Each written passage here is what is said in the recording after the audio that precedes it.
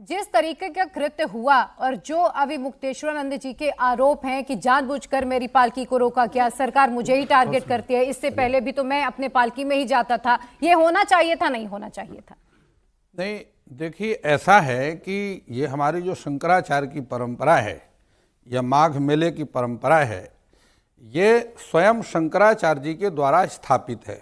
आज से 2500 वर्ष पहले, 2500 वर्ष पहले, जिस समय वहाँ पर मुस्लिमों का शासन था, वहाँ पर सभी पेशवा मिल करके आदि शंकराचार्य जी के पास में पहुँचे और उन्होंने कहा कि महाराज इस्लाम नहीं था, तभी रुक सकता है। 2500 साल पहले इस्लाम नहीं था। इस बात को समझना चाहिए। आदि शंकराचार्य जी महाराज पैदल गए, केरल से निकलकर पैदल गए। अब मुसलमान इस देश के अंदर 1000 साल पहले आए हैं, उससे पहले नहीं थे। 2500 साल पहले कोई परंपरा नहीं थी। ये तो पेशवाई के समय में पेशवाओं ने पेशवाई व्यवस्था करी। मत रख ले शास्त्री जी, अपना मत रख ले, फिर मैं आपका तर्क भी सुनूं। उनके साथ आप भी थोड़े भ्रमित हो गए। शास्त्री जी अपना मत रख ले। तो उस समय जो भी हिंदू त्रिवेणी स्नान के लिए जाते थे, वहाँ नियम बना दिया कि जो जजिया करेगा वही त्रिवेणी में स्नान कर सकता है।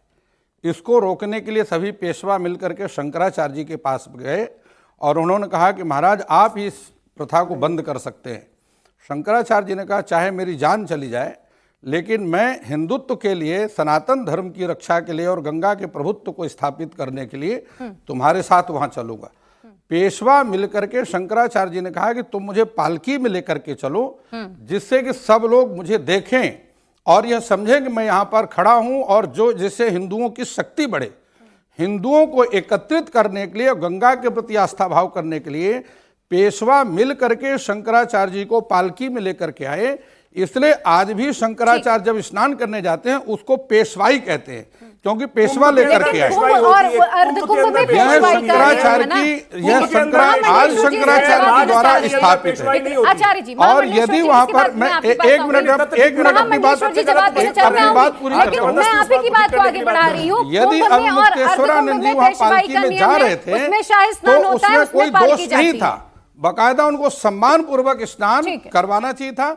यह सरकार का उत्तरदायित्व है। ठीक है जी। जय सीताराम। सबसे पहले तो सनातन धर्म के सिरमौर होते हैं हमारे परम पूज्य शंकराचार्य जी। शंकराचार्य जी जब पैदल चलते हैं तो हमारी और आपकी एक आस्था होती है सनातन धर्म में, हम संत को प्रणाम करें और हमको आशीर्वाद प्राप्त हो। मैं ये आपको बताना चाहता हूँ कि कुंभ और अर्धकुंभ जब होता है तो वहाँ पर शाही स्नान आदि की व्यवस्थाएं होती हैं। माघ मेला, प्रयाग का माघ मेला जो है, संतों का दर्शन, गंगा का स्नान और दान पुण्य नित्य क्रिया का एक समागम और एक दिव्य क्षेत्र होता है। परम पूज्य शंकराचार्य जी जब जा रहे थे वो इसलिए जा रहे थे कि अगर शंकराचार्य पैदल चलते हैं तो जनता में एक भगदड़ होने का ऐसा संकेत बनने का योग बनेगा।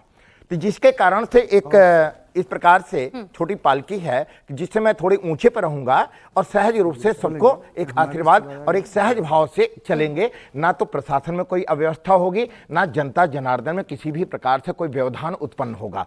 बात यह है कि जब सनातन धर्म में हमारे शंकराचार्य का एक प्रोटोकॉल होता है, वो शासन को ही बताता है कि प्रभु जी इस समय शंकराचार्य स्नान करेंगे। प्रशासन की व्यवस्था होती है कि सभी संत महाविभूति। मैं आपको बीच में रोकूंगी, मैं आपको शासन का तर्क बता दूं, फिर आप अपनी बात पूरी करिएगा। उनकी तरफ से तो नोटिस भेजा गया, वो तो थोड़ा सा मैं पूरा कर लेता हूं। पर ये सवाल उठा दिए गए कि ये शंकराचार्य अपनी मर्जी से लगा रहे हैं, मैं आपको थोड़ा सा बताना चाहता हूं। तो जो शंकराचार्य का सचिव होता है उसका कर्तव्य होता है कि शासन को बताना कि परम पूज्य शंकराचार्य जी इस समय स्नान करने के लिए जाएंगे।